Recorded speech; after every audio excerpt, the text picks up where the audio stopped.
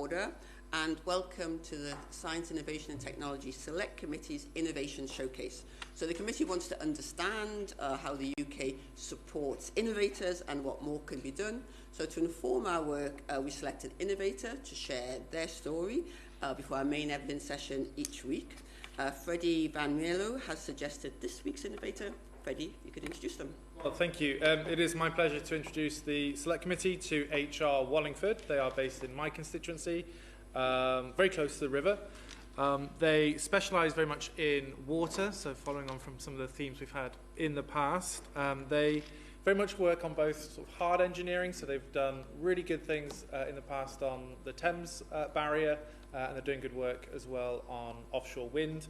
But also more recently, they're doing fantastic work in the space of AI. So when I visited, not long after I was elected, they talked me through their Sapphire project, which is a model, an AI tool that can predict and sort of inform where pollution is going to take place and what the sources are. They will be able to speak much more credibly to that than I can. Speaking to us today is Ridha Bentiba, who is the Joint Chief Executive and who co-leads the organisation's strategic direction and is also a specialist in their advanced modelling.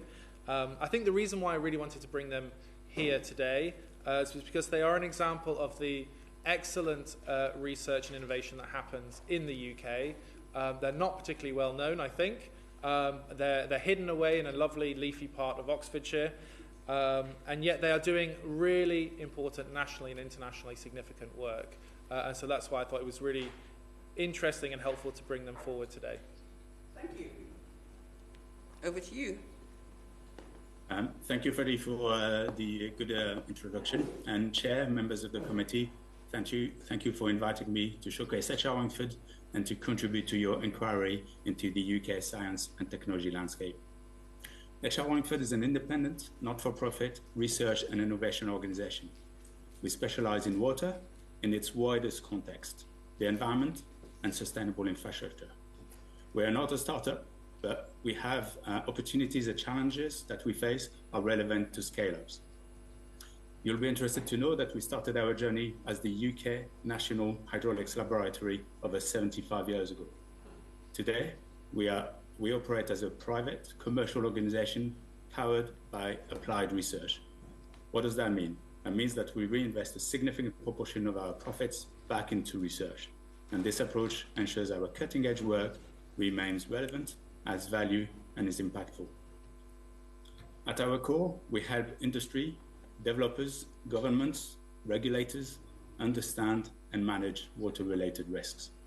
For example, we address challenges such as flooding, drought, erosion, pollution.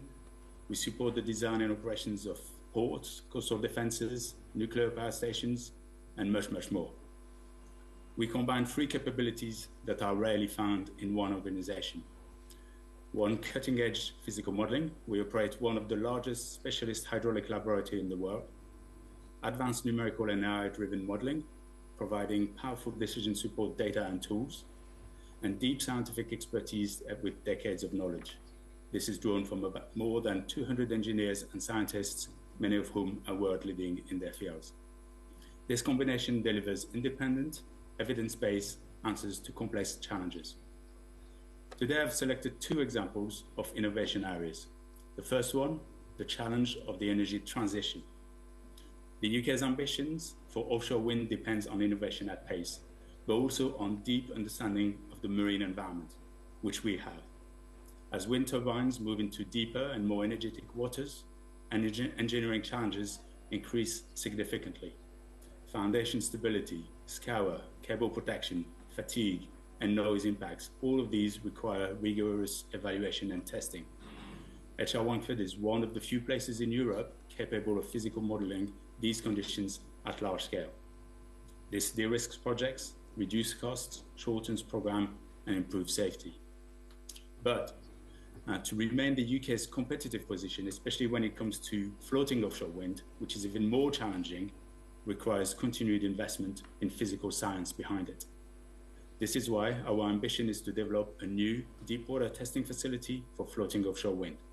So with match funding from the Crown Estate, we are currently progressing the facility's strategic and business case.